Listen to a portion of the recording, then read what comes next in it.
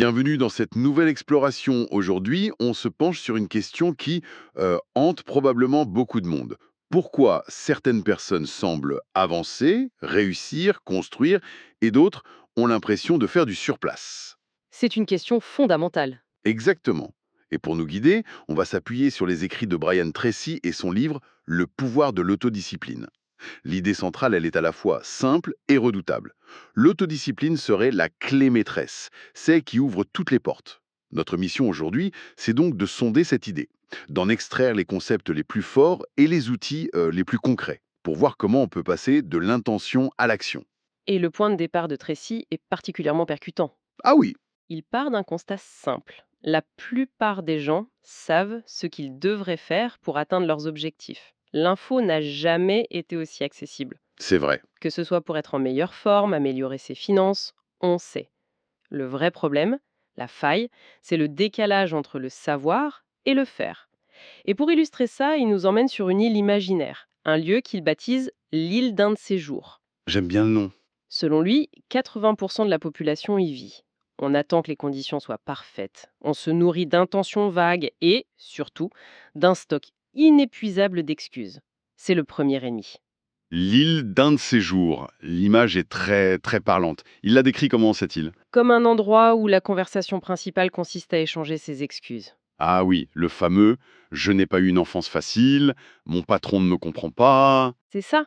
L'économie actuelle ne permet rien. Il a même un nom pour ça. Lequel? L'excusite. Une maladie qu'il juge fatale au succès.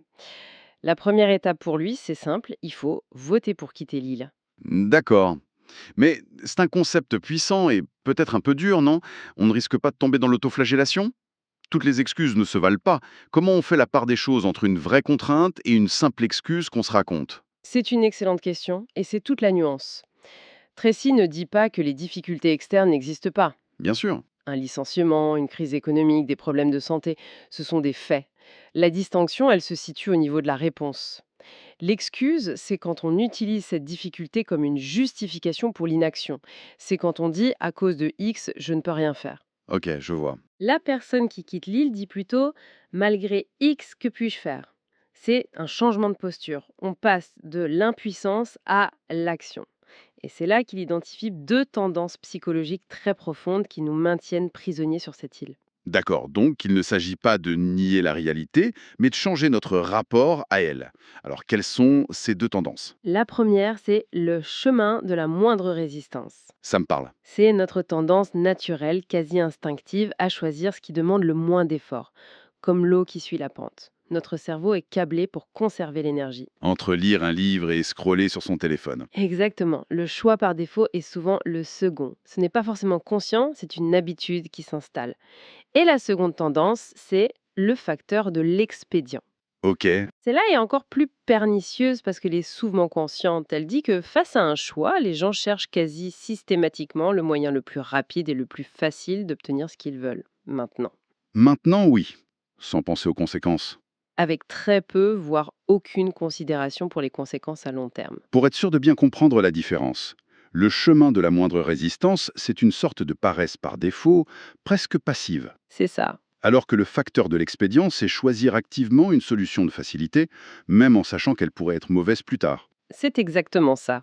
Un exemple classique, c'est de prendre un crédit à la consommation pour des vacances de rêve. Le plaisir est immédiat. La gratification est instantanée, oui. Mais la conséquence à long terme, les intérêts, le stress financier, est bien plus lourde. C'est une bataille interne constante, à chaque minute, Entre le juste mais difficile et le facile mais. mais amusant et sans valeur pour notre futur. C'est une lutte de tous les instants en effet. Si ces deux tendances sont nos ennemis, l'arme, c'est donc l'autodiscipline. Mais c'est un mot un peu fourre-tout.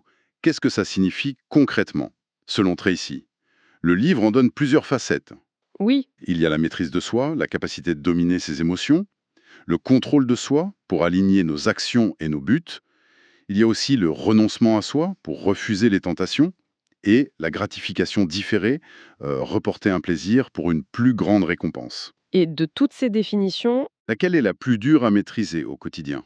Le renoncement au plaisir immédiat, ça me semble être une bataille de chaque instant. vous mettez le doigt sur le cœur du problème. Le renoncement et la gratification différée sont les deux faces de la même pièce. C'est le champ de bataille principal. Et toutes ces définitions, en fait, elles convergent vers une compétence maîtresse, la perspective à long terme. La perspective à long terme. C'est le concept central. Tracy s'appuie sur une étude fascinante du sociologue Edward Benfield de Harvard.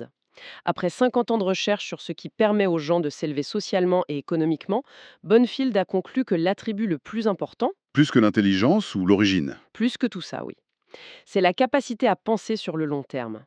C'est l'aptitude à se projeter dans 5, 10, 20 ans, puis à revenir au présent et se demander, Quelle action dois-je poser aujourd'hui pour que ce futur devienne réalité? précisément, D'aujourd'hui implique souvent un sacrifice. inévitablement, c'est le prix d'entrée. La perspective à long terme rend le sacrifice à court terme non seulement supportable, mais logique. Se lever une heure plus tôt, refuser une sortie. Mettre de l'argent de côté, tout ça est pénible sur le moment. Mais avec une vision claire, ce n'est plus une privation, c'est un investissement. Et à l'inverse, À l'inverse, ceux qui sont prisonniers du court terme subissent ce que Tracy appelle la loi des conséquences perverses. c'est-à-dire, L'action qui procure un plaisir immédiat finit presque toujours par engendrer une douleur bien plus grande et durable. C'est la gueule de bois après la fête, les dettes après l'achat impulsif. le regret après la procrastination. Voilà. D'accord, le diagnostic est clair. On sait contre quoi on lutte et avec quelle arme. Mais comment on passe de la théorie à la pratique? Comment on construit ce muscle de la discipline au quotidien? C'est là que Tracy devient très concret. Il cite une autre étude menée par Herbert Gray, qui a cherché le dénominateur commun du succès. Sa conclusion est à la fois simple et brutale. Je vous écoute. Les personnes qui réussissent ont pris l'habitude de faire les choses que les personnes qui échouent n'aiment pas faire. Attendez, ça c'est contre-intuitif. La phrase clé ici est «ont pris l'habitude de faire». Ça ne dit pas qu'ils aiment le faire. Exactement. On pense souvent que les gens qui réussissent sont des sortes de machines et qui adorent travailler 15 heures par jour. C'est le grand malentendu. Les personnes qui réussissent n'aiment pas plus que les autres faire ces choses difficiles. La différence, c'est qu'elles les font quand même. Leur pourquoi est plus fort. Leur objectif à long terme est plus fort que leur envie de confort immédiat, oui. Tracy utilise une analogie très simple pour ça. La règle de vie de dîner avant le dessert. Dîner avant le dessert. Si on mange le dessert en premier, c'est-à-dire si on commence par ce qui est facile et amusant, on se coupe l'appétit pour ce qui est sain et nécessaire. C'est la lutte éternelle entre répondre à ce mail important et juste regarder une petite vidéo pour commencer. Le dessert digital est toujours à portée de clic. Le but est donc de transformer ces actions difficiles en habitudes, pour qu'elles demandent moins de volonté. Comment on s'y prend? Comme disait Goethe, tout est difficile avant de devenir facile. Les bonnes habitudes sont difficiles à former, mais faciles à vivre. Et les mauvaises sont faciles à former mais dures à vivre. Voilà. Pour initier cette dynamique, Tracy propose un outil de départ qu'il appelle la formule des 3%. La formule des 3%. C'est très simple. Prendre la décision d'investir 3% de ses revenus dans son propre développement. Livres, formations, séminaires. Peu importe. L'idée est de s'engager dans un apprentissage continu. L'anecdote qu'il raconte à ce sujet est assez folle, celle du vendeur qui passe de 20 000 à 1 million de dollars par an. C'est fou, oui. Ce chiffre semble presque irréel, mais au-delà de l'anecdote, le principe c'est l'effet cumulé de la connaissance, n'est-ce pas? Comme un investissement financier mais pour le cerveau. Précisément. L'anecdote est extrême, elle sert à marquer les esprits, mais le principe est universel. L'investissement en soi-même est le seul qui produit des rendements composés garantis. C'est une boucle vertueuse. Oui, plus on apprend, plus on est capable d'apprendre vite. Plus on acquiert de compétences, plus on voit d'opportunités. Et pour que cette énergie ne soit pas dispersée, il faut la canaliser. Et c'est là qu'intervient sa fameuse méthode en 7 étapes. Selon lui, juste suivre ce processus augmenterait les chances de succès de 1000%. Allons-y, décomposons cette méthode. C'est souvent là que les bonnes intentions se perdent, dans le manque de structure. Tout à fait. La première étape, décider exactement ce que l'on veut. La clarté est le point de départ.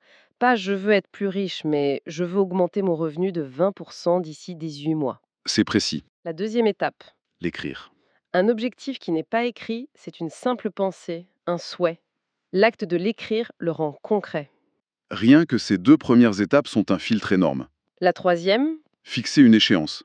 Ça semble simple, mais c'est souvent là que tout s'écroule. sans deadline, Un objectif reste un rêve. Pourquoi ce point est si psychologiquement puissant? Parce qu'une échéance crée une pression positive. Elle force le cerveau à penser en termes de rétroplanning. Elle transforme une vague intention en un projet. Sans date, l'urgence est toujours nulle. Logique. La quatrième étape en découle. Faire une liste de tout ce qui sera nécessaire. Lister les actions, les obstacles, les infos. Ça prévient le sentiment d'être submergé. D'accord, donc on a une destination, une date d'arrivée et une carte du chemin. Et ensuite? Ensuite, étape 5, organiser cette liste en un plan d'action. On la structure par séquence, par priorité. Qu'est-ce qui doit être fait en premier? Qu'est-ce qui est le plus important? C'est la phase de stratégie. Et la sixième? C'est le moment de vérité. Agir immédiatement sur ce plan. Même une toute petite action. L'idée est de briser l'inertie. Et la dernière? La septième est la plus cruciale, faire quelque chose chaque jour qui rapproche de l'objectif principal. C'est la régularité qui crée l'élan, le momentum. Un petit pas chaque jour est infiniment plus puissant qu'un grand saut tous les 3 mois. Voilà, Cette méthode, c'est l'outil opérationnel d'une idée plus large qu'il développe. Se voir comme le président de sa propre corporation de services personnels. exactement. On est le PDG de soi-même, Inc. C'est ça. Et dans cette optique, notre rôle est de constamment augmenter la valeur de notre action sur le marché. Ce qui nous amène à une de ces phrases les plus importantes. Laquelle? Ce qui nous a amenés ici ne nous amènera pas plus loin. Ah, ça c'est fort. Les compétences qui nous ont permis d'avoir notre poste actuel ne seront probablement pas suffisantes pour le suivant. Dans un monde où tout va si vite, l'apprentissage continu n'est plus une option. C'est une nécessité. Pour survivre et prospérer, l'autodiscipline, c'est aussi la discipline d'apprendre constamment pour ne pas stagner et pour espérer rejoindre le top 20% dans son domaine. Ceux qui, selon Pareto, gagnent 80% des revenus. Précisément. Les bénéfices semblent donc clairs sur le plan matériel professionnel, mais le livre suggère que l'impact le plus profond est ailleurs.